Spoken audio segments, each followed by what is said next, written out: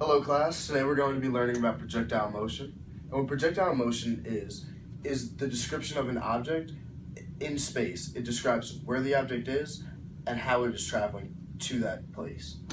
For example, this diagram represents this curve here and this second curve. Both represent an object traveling through space. Traditionally, motion is represented by a parabola because this is a path that an object traditionally takes as it moves through space. And this can also be represented by vectors. For example, if you take r of t, that can represent an object's position at time t. And then you can also represent an object's later position at time t plus h. And then h would then become the difference between these two. And you can also use that to find how fast the object is moving. Because if you take the difference between the positions divided by the time it took you to get there, that represents the average velocity or average speed that the object was traveling. Now, if you take the limit of this function as h approaches 0, you're then left with the derivative of position, which is also the same as velocity, which will also give you this tangent vector here, which can also represent velocity. This is very important because you have two separate curves here. This first curve represents the most basic form of motion, and this second curve represents the more realistic form of motion. As you can see, the object doesn't travel as high and it travels a shorter distance. And these terms will actually help explain why. Every object in space is subject to the force of gravity. As an object moves up and down, gravity is constantly pulling down on the object towards the earth. Gravity is taken into account in most, if not all, projectile motion equations, and gravity, again, only affects the projectile in the y direction. Then you have the force of air resistance. Air resistance is a force that is used in more high-level equations and in more high-level math, and it has to be taken into account because this air resistance is the chief force that shortens this graph both in range and in height. What air resistance is the friction caused by an object moving through space. As an object moves through air, the air molecules constantly act upon the object, both slowing it down in the x direction and the y direction. This happens because air is a fluid. So anytime an object moves through a fluid, it will be slowed down appropriately by that fluid. Then you have the Coriolis effect. The Coriolis effect describes the motion of the Earth under an object that is freely moving through space. This becomes important when you're doing calculations with objects that are moving across a very long distance. Because as the object is moving through space, Earth is continually turning under it, so whatever you were aiming at or whatever you thought was there will not be at that exact same position any longer. So this has to be taken into account with things like long-range snipers, missiles, rockets, things of that nature that take place over a very long period of time where the Earth will move significantly under them. So now the next question, why do we care? We care because projectile motion is so much a part of everything we do today, and ultimately it comes down to money. Today we spend billions and billions of dollars on things like missiles, rockets, and things of that nature, which rely upon these principles, these graphs, and the idea of projectile motion. If these calculations are done incorrectly, then an object will not land where it's supposed to. Or we won't use the appropriate force to get an object to go somewhere. Either way, you're wasting a lot of money. For example, a Hellfire missile costs some $110,000. If these calculations are done incorrectly with that, then you waste $110,000 for each time you try and get it right. This is very important today, but also because before this time, we had a problem with things like we just simply couldn't figure this out. Computers were slow, and even before computers, these calculations couldn't be made. So people were guesstimating things like shooting a gun. People were guesstimating things like using a bow and arrow. It was just a guesstimation based upon what people saw in the real world, but had no real explanation for. And today we can actually model these things. We can model projectile motion, we can model velocity, and we can model acceleration using the range equation. That range equation will accurately predict, depending on which factors you include, exactly where an object will land. For example, using the range equation to predict an object's simple motion, taking into account gravity, will produce a graph something like this. Then taking into account air resistance or drag, will produce a graph something like this.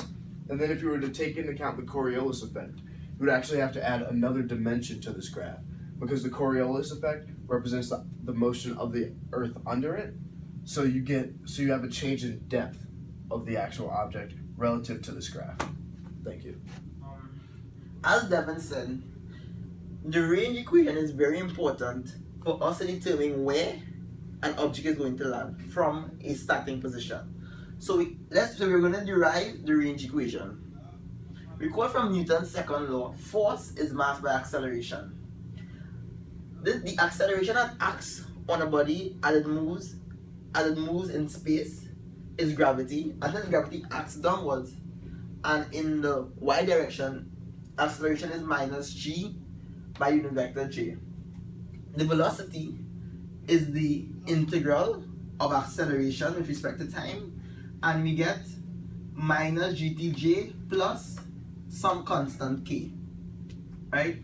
We call at time t equals 0. The velocity is at its initial velocity, which we will call v0.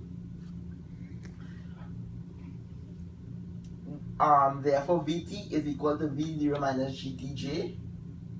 The position vector, which determines the object's vertical and horizontal displacement, is the integral of velocity with respect to time. And when we integrate this, we get v0t minus a half gt squared plus times the j unit vector plus some constant c. To determine this constant c, we recall at time t equals 0, the distance is 0, and therefore the constant is therefore equal to 0. So the r of t is equal to v0t minus a half gt squared by the unit vector j. Recall that we can split up velocity into vertical and horizontal components.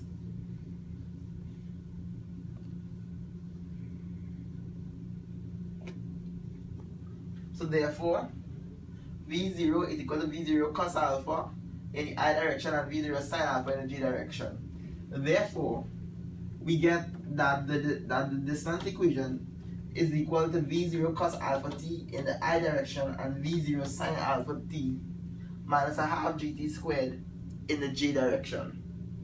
Therefore, since range represents how much the object moves in the horizontal or x direction, we get x of t equals v0 cos alpha t, and we get height, which is how the object moves in the y direction, as v0 sin alpha t minus a half gt squared. So to illustrate the importance of these equations, let's do an example, right? If we want to calculate the maximum and minimum velocity for an object projected at an initial distance d0 from a moving truck moving with a velocity v, how are we going to solve this, right? As we recall, the range is equal to v0 cos alpha t. The minimum distance is the distance required for the ball to just land in the back of the truck, right? This distance would be the initial distance from the truck, which is d0, which is equal to 5 meters, plus the distance moved by the truck, which is distance is speed by time, so we get vt, which is equal to 90. The maximum distance is for the ball to land at this part of the truck, but this is the maximum distance, and that's equal to d0 plus l plus the distance moved by the truck, which we get as 7.5 plus 90. So if the ball lands in the back of the truck, its displacement will be 0 meters because it has returned at the same position, at the same level.